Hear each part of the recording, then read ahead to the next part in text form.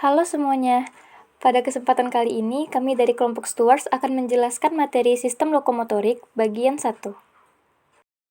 Apa itu lokomotorik? Lokomotorik adalah kemampuan untuk melakukan gerakan anggota tubuh agar dapat berpindah tempat. Ada beberapa bagian yang dapat membantu organ satu dengan organ yang lainnya. Salah satu contohnya yaitu otot. Otot merupakan alat gerak aktif yang mampu menggerakkan tulang, kulit, dan rambut setelah mendapatkan rangsangan. Nah, otot memiliki 3 kemampuan khusus, yaitu yang pertama ada kontraktibilitas, yaitu kemampuan untuk berkontraksi. Yang kedua, ekstensibilitas, yaitu kemampuan untuk melakukan gerakan kebalikan dari gerakan yang ditimbulkan saat kontraksi. Yang ketiga, elastisitas, yaitu kemampuan otot untuk kembali pada ukuran semula setelah berkontraksi. Saat kembali pada ukuran semula, otot disebut dalam keadaan relaksasi. Fungsi otot manusia, yang pertama menjalankan dan melaksanakan kerja, yang kedua menggerakkan jantung, yang ketiga mengalirkan darah yang terdiri dari zat-zat yaitu nutrisi, oksigen, dan lain-lain. Bagian-bagian otot. Yang pertama ada sarkolema. Sarkolema adalah membran yang melapisi suatu sel otot yang berfungsi untuk melindungi otot. Masuk ke bagian kedua ada sarkoplasma. Sarkoplasma adalah cairan sel otot yang di sini berfungsi untuk tempat di mana miofibril dan miofilamen berada. 3. Filamen. Filamen terbagi menjadi 2 jenis, ada filamen aktin dan ada filamen miosin. 2 filamen ini adalah penyusun dari miofibril. Yang keempat ada miofibril. Miofibril sendiri adalah serat-serat daripada otot. Macam-macam otot. Yang pertama, otot polos. Yang kedua, otot jantung. Yang ketiga, otot lurik. Otot polos. Otot yang bekerja tanpa kesadaran kita yang dipengaruhi oleh sistem saraf tak sadar atau saraf otonom.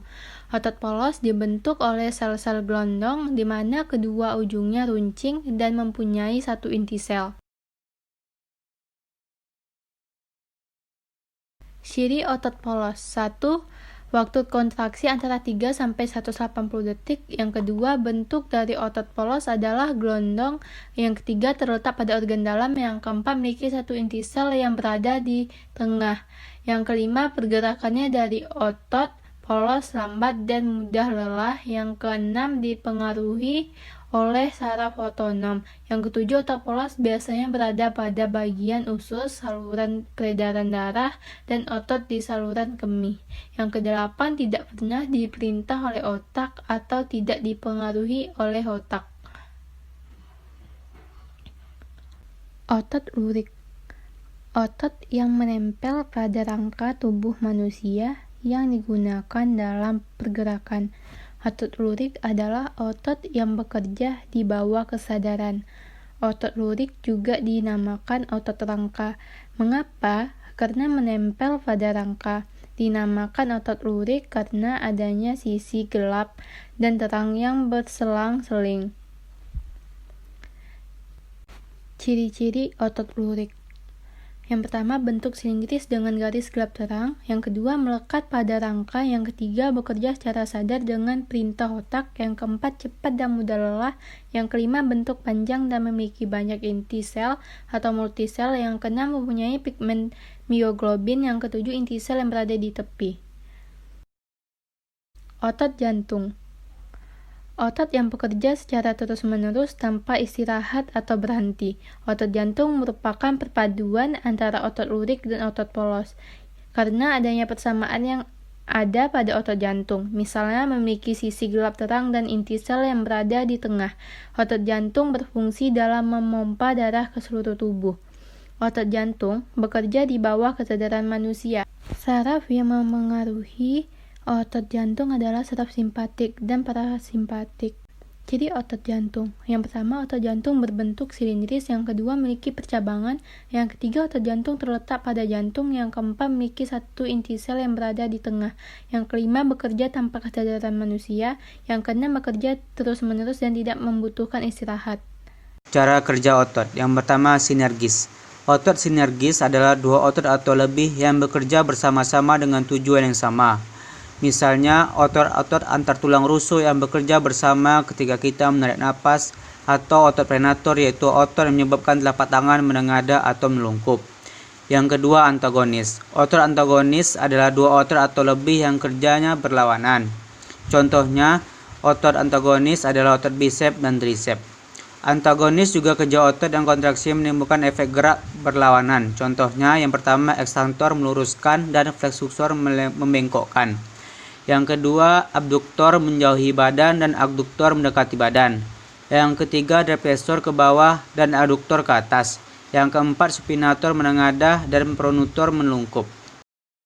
Mekanisme kontraksi otot ada 6. Yang pertama, ion Ca2+ dilepaskan ke retikulum sarkoplasma. Yang kedua, konsentrasi Ca2+ di sitosol atas. Yang ketiga, Ca2+ berikatan dengan troporin dan menggeser tropomiasin menjadi situs perlekatan oktin terekspos. Yang keempat, jembatan silang miosin berikatan dengan situs perlekatan oktin.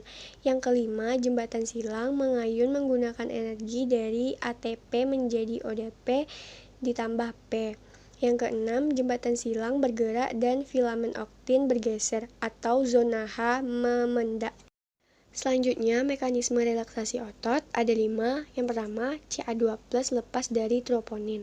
Yang kedua, Ca2+ kembali ke retikulum sarkoplasma dengan ATP menjadi ADP ditambah P. Yang ketiga, Ca2+ lepas dari troponin. Yang keempat, tropomisin kembali menutup situs perlekatan aktin menjadi ikatan aktin miosin bin. Yang kelima, filamen tebal kembali ke posisi awal. 3 kelainan pada otot. Yang pertama, hipertrofi otot, yaitu merupakan kelainan otot yang menyebabkan otot menjadi lebih besar dan lebih kuat karena sering digunakan, misalnya pada binaragawan. Yang kedua, atrofi otot, yaitu merupakan penurunan fungsi otot karena otot mengecil atau karena kehilangan kemampuan berkontraksi, misalnya lumpuh. Yang ketiga itu tetanus, yaitu merupakan penyakit yang menyebabkan otot menjadi kejang karena bakteri tetanus. Demikian video penjelasan materi sistem lokomotorik bagian 1 dari kelompok kami. Lebih dan kurangnya kami mohon maaf. Sampai jumpa di video-video berikutnya. Wassalamualaikum warahmatullahi wabarakatuh.